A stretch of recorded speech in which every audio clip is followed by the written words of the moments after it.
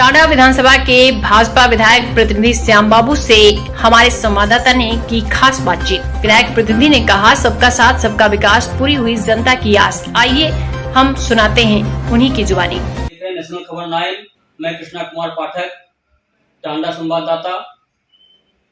आज हम टांडा विधानसभा के एक ऐसे चेहरे से बात करने जा रहे हैं जो टांडा की आन और बान शान सभी हैं, श्याम बाबू जी। आइए हम जानते हैं उनके विषय में। जनपद अम्बेडकर नगर के सबसे बड़े हिंदूवादी नेता के रूप में आपकी पहचान है। ऐसे में आपने 2017 से 2022 तक कैसे आपने विधायक प्रतिनिधि के नाते इसको बराबर रखा है, इसके बारे में कुछ बताएंगे आप?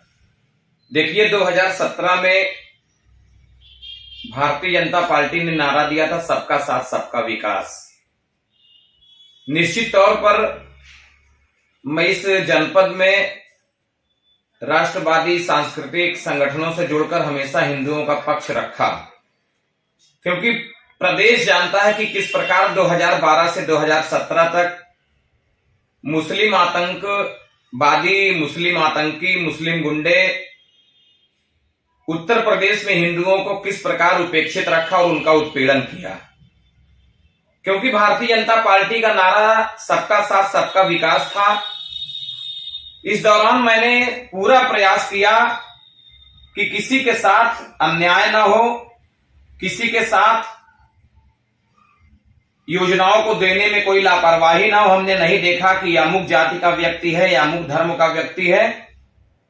हाँ, इतना जरूर है कि 5 साल के दरमियान हमारे टांडा नगर में, विधानसभा में, पूरे उत्तर प्रदेश में किसी भी प्रकार का सांप्रदायिक दंगा नहीं हुआ, और ये प्रदेश के लिए बहुत बड़ी उपलब्धि है, क्योंकि दंगा कभी किसी के लिए हितकारी नहीं हो सकता। वो सबको समान रूप से नुकसान पहुंचाने का काम करता है। हमारी योगी सरकार ने एक नारा और चरितार्थ करने का काम किया था। उन्होंने कहा था कि न गुंडागर्दी न भ्रष्टाचार, अब की बार भाजपा सरकार। साथ में हमारे मुखिया नरेंद्र मोदी जी ने कहा था, न खाऊंगा न खाने दूंगा। साथ ही उत्तर प्रदेश के यशस्वी मुख्यमंत्री ने कहा कि उत्तर प्रदेश को गुंडे माफियाओं से मुक्त कराने के लिए जो जिस भाषा में समझेगा मैं उस भाषा में उसको समझाने का प्रयास करूंगा, और उन्होंने किया भी। इस नाते आपके चैनल के माध्यम से मैं विधानसभा वासियों से आग्रह करता हूं कि इस विधानसभा में अमन और शांति के लिए, सुशासन के लिए, गरीबों के चेहरे पर मुस्कान लाने के लिए, गांव गरीब किसान के चेहरे पर मुस्कान लाने के लिए सरकारी प्रत्येक योजनाओं को बिना किसी भेदभाव से सभी समान रूप से पावे, इसका प्रयास हमने किया। और इसके साथ जरा सा भी हमने समझौता भी नहीं किया कि किसी हिंदू के साथ अत्याचार हो। बहुत बहुत धन्यवाद। भारतीय जनता पार्टी व जनता 2022 में पुनः विधानसभा की जिम्मेदारी अगर आपको देती है तो आप किस रूप में काम करना चाहेंगे? देखिए, हमने अक्षर सह पालन किया। हमने जो 2017 में हमारी पार्टी ने संकल्प पत्र जनता के सामने प्रस्तुत करने का काम किया था, उसको हमने पूरा किया है। मैं तो दावे के साथ कहता हूं कि 90% काम हमारी सरकार ने, योगी सरकार ने अपने कर्मचारियों के माध्यम से और विधायक जी के अथक प्रयास से पूरा कर चुके हैं। इस आधार पर मैं आज 2022 में पुनः जनता के पास जाऊंगा अपना कमल का फूल लेकर, कि जिस प्रकार आजादी के बाद पहली बार क्षेत्र की जनता ने अपने आशीर्वाद से कमल का फूल खिलाने का काम किया है, वो पुनः 2022 में खिलाएगा। क्योंकि 2017 में ऐसे समय में पार्टी का कमल खिला जब 14 वर्ष हमारी पार्टी वनवास झेल कर आई थी। हमारे पास उपलब्धि बताने का कोई प्रदेश स्तर का नहीं था। हाँ, जरूर मोदी जी ने 2014 से और 2017 तक जो बिना किसी भेदभाव के सभी योजनाओं को जनता तक पहुंचाया था, वह आधार बना। और 2012 से 2017 तक जिस प्रकार समाजवादी पार्टी की गुंडई, समाजवादी पार्टी का भेदभाव करके तमाम योजनाओं को लोगों तक पहुंचाना, ये जो दिखाई पड़ा था, उससे उब कर जनता ने जिस प्रकार आशीर्वाद दिया था, मुझे पूरा विश्वास है कि टांडा विधानसभा सहित प्रदेश की सभी सीटों पर भारतीय जनता पार्टी जीतेगी और पुनः हम स्पष्ट बहुमत के साथ इस प्रदेश में भारतीय जनता पार्टी को स्थापित करने में कामयाब होंगे। जी। विधानसभा वासियों को आप 2022 के महासमर चुनाव में क्या संदेश देना चाहेंगे? देखिए, मैं आपके चैनल के माध्यम से अपने विधानसभा के समस्त बंधुओं से यही कहना चाहूंगा, प्रणाम करके कहना चाहूंगा कि अब की बार ना जाना भूल, याद रखना केवल कमल का फूल, क्योंकि यही वह कमल है जिसको आपने खिलाया था। तो 2017 से 2022 तक हमने इस अपने विधानसभा को पूरी तरीके से सुरक्षित रखा, पूरी तरीके से काम हमने किया। आपको ध्यान होगा कि कोरोना के दौरान जब तमाम प्रकार की दुश्वारियां लोगों को झेलना पड़ा था, उस समय मैंने जान पर खेलकर, क्योंकि वह जिम्मेदारी मैं समझता था कि किस अपेक्षा के साथ जनता अपने जनप्रतिनिधि को चुनता है, मैंने पूरी क्या संदेश देना चाहेंगे? देखिए, मैं आपके चैनल के माध्यम से अपने विधानसभा के समस्त बंधुओं से यही कहना चाहूंगा, प्रणाम करके कहना चाहूंगा कि अब की बार ना जाना भूल, याद रखना केवल कमल का फूल, क्योंकि यही वह कमल है जिसको आपने खिलाया था। तो 2017 से 2022 तक हमने इस अपने विधानसभा को पूरी तरीके से सुरक्षित रखा, पूरी तरीके से काम हमने किया।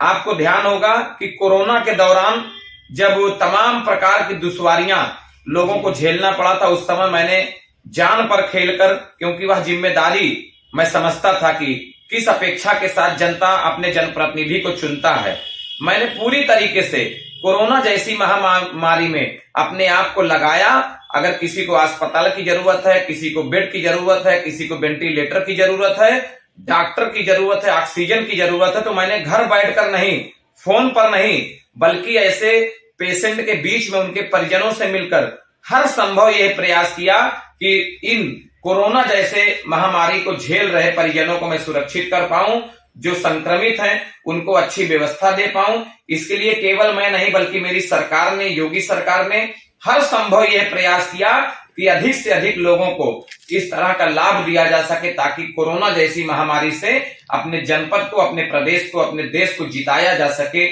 मैं एक बार मोदी जी को और अपने यशस्वी मुख्यमंत्री योगी जी को बहुत बहुत साधुवाद देता हूं कि ऐसे कठिन परिस्थिति में जो अपेक्षा जनता से आपसे थी, उस पर आपने पूरी तरीके से लगकर हर संभव प्रयास किया कि अपने जनता को सुरक्षित किया जाए, अपने प्रदेश को, अपने देश को सुरक्षित किया जाए।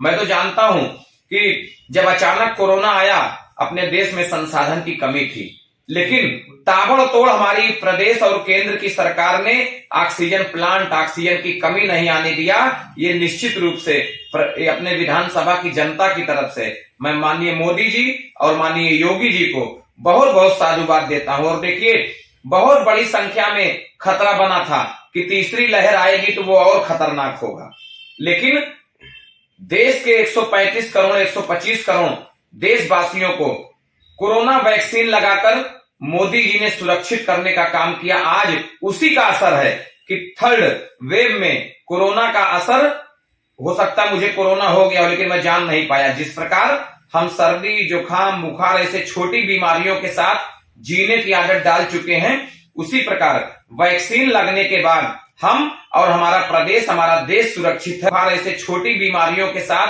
जीने की आदत डाल चुके हैं, उसी प्रकार वैक्सीन लगने के बाद हम और हमारा प्रदेश, हमारा देश सुरक्षित है। यह निश्चित रूप से अपने आप में बहुत बड़ी उपलब्धि है। और वो उपलब्धि जो मोदी जी ने वैक्सीन अपने देश में तैयार करके लगाया, ये उससे भी बड़ी उपलब्धि थी। मुझे ध्यान आता है कि जब तमाम ऐसे वैक्सीन थे जो हमको विदेशों से मंगाना पड़ता था, पोलियो को खत्म करने के लिए, क्योंकि भ्रष्टाचारी लोगों के हाथ में अभी तक हमारी सत्ता थी। 2014 के बाद मोदी जी ने पूरी ईमानदारी से काम किया और आज कोरोना जैसा संक्रमण इस देश में वैक्सीन तैयार करवा के और लोगों को सुरक्षित करने का काम किया है। मैं बहुत बहुत साधुवाद देता हूं अपने नेतृत्व को और सभी विधानसभा वासियों से एक बार पुनः हाथ जोड़कर प्रार्थना करता हूं कि ऐसी लोकप्रिय सरकार जो जनता के हित की बात करती है,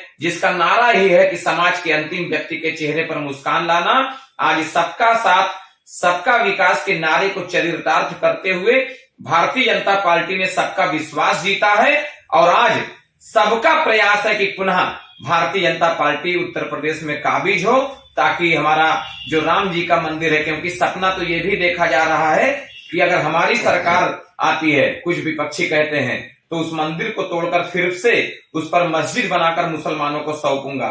सपना तो ये भी देखा जा रहा है कि भारत तेरे टुकड़े होंगे इंशाअल्लाह इंशाअल्लाह। सपना तो ये भी देखा जा रहा कि देश में खून की नदियां बहाई जाएंगी। लेकिन इन सबको मैं खुली बात कहना चाहता हूं कि इस प्रदेश के मुखिया योगी आदित्यनाथ जी हैं, और उन्होंने जिस प्रकार गुंडे माफियाओं पर गरीबों की जमीन को छुड़वाने के लिए बुलडोजर चलाने का काम किया है, जेल में डालने का काम किया है, प्रदेश छोड़कर भागने पर मजबूर किया है, पूरी तरीके से जनता अपने प्रदेश पर गर्व करती है और यशस्वी मुख्यमंत्री पर विश्वास करती है, और पुनः भारतीय जनता पार्टी के हाथों में यह सत्ता सौंपेगी।